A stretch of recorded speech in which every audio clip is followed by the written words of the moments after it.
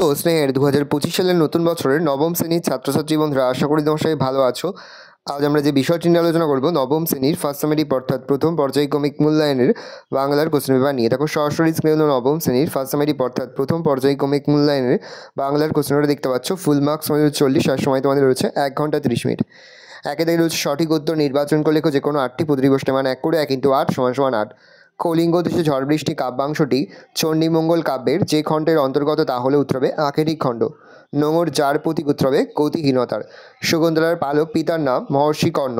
ধীবর বাস করতে উত্তর হবে শক্রাবতারে।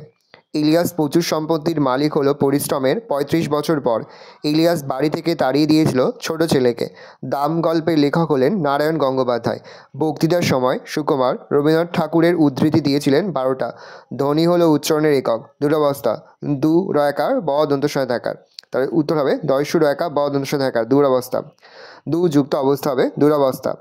2 কম বেশি 15 শব্দে নিচের প্রশ্নগুলোর উত্তর দাও যে কোনো 8টি প্রতিটি প্রশ্নের মান 1 করে 1 × 8 = 8।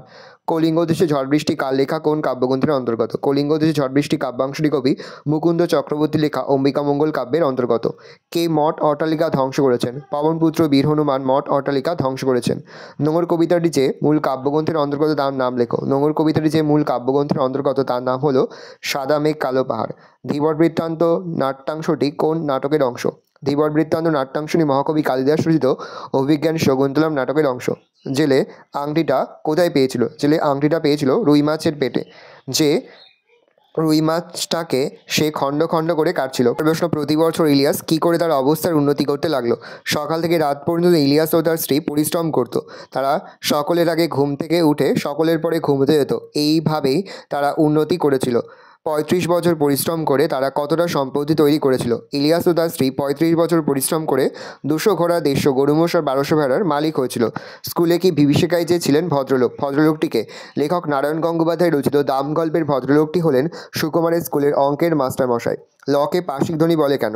ল উচ্চারণের সময় জিভের সামনের দিক ওপরের পাটির দণ্ডমূল স্পর্শ করে এবং জিভের দুপাশ দিয়ে মুখ দিয়ে বাতাস করে, তাই একে পার্শ্বিক ধ্বনি বলে।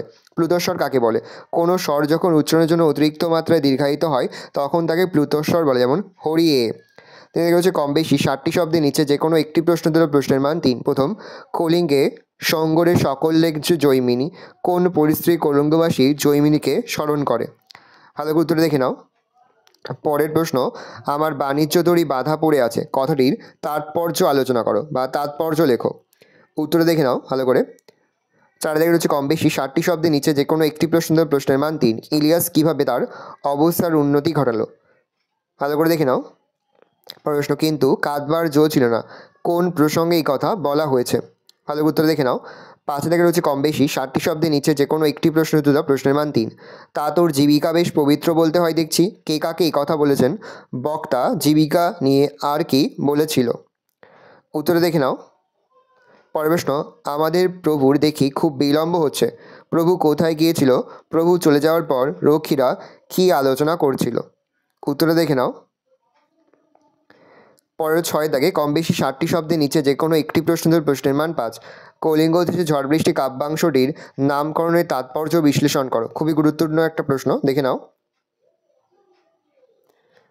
আমি আস্তে স্ক্রল ডাউন করছি, ভালো করে দেখে নাও।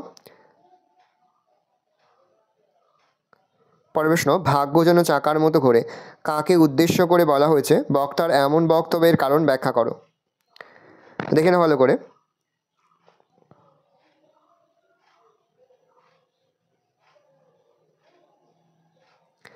সাত দাগে রয়েছে কম বেশি 60টি শব্দে নিচে যে কোনো একটি প্রশ্নের, প্রশ্নের মান 5। প্রফেসর তিলকেশ্বর শঙ্কুর ডায়েরিটি আমি পাই তারকাচার্যের কাছ থেকে। ডায়েরি পাওয়ার ঘটনাটি বর্ণনা করো। ভালো করে দেখে নাও।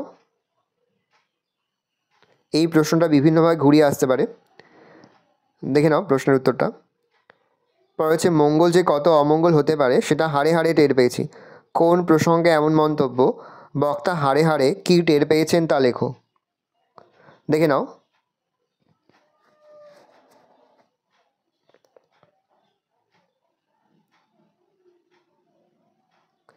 পরে 8 দাগে কম বেশি 150 শব্দে ভাব সম্প্রসারণ করে যে কোনো একটি প্রশ্নের মান 5। সবার উপরে মানুষ সত্য তাহার উপরে নয়। ভাব সম্প্রসারণটা দেখে নাও। খুবই গুরুত্বপূর্ণ একটা ভাব সম্প্রসারণ এই বছরের জন্য। বলছে অন্যায় যে করে অন্যায় যে সয়ে, তব ঘৃণা দ্বারে যেন তৃণ সমদহে। দেখে নাও ভাব সম্প্রসারণটা।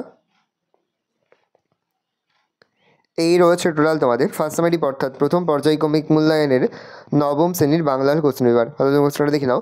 আশা করি ভিডিওটা ভালো লেগেছে। ভিডিওটা ভালো লাগলে ভিডিওকে লাইক করতে ভুলবেন না। আমার নতুন হওয়া লাইক করে সাবস্ক্রাইব প্রেস করে পাশে বেল আইকন প্রেস করে যখন নতুন করে ভিডিও আপলোড করি সবার ফার্স্ট নোটিফিকেশন পেয়ে যাও। আর এই ভিডিওটি তোমার বন্ধু বান্ধবী আত্মীয় স্বজন সবার মধ্যে কিন্তু অনেক শেয়ার করে যেটা বছর নবম শ্রেণীতে পড়ছে। আমরা কিন্তু ইতিমধ্যে নবম শ্রেণীর প্রতি বিষয়ের সিলেবাস প্রশ্নকার এবং নমুনা প্রশ্নপত্র কিন্তু আপলোড করে দেওয়া এখনও পর্যন্ত। সেই ভিডিওগুলো না দেখে থাকো, ভিডিওগুলো কিন্তু তাড়াতাড়ি দেখে নাও। তোমাদের সকলকে জানাই আগাম পরীক্ষার অনেক শুভেচ্ছা এবং অভিনন্দন।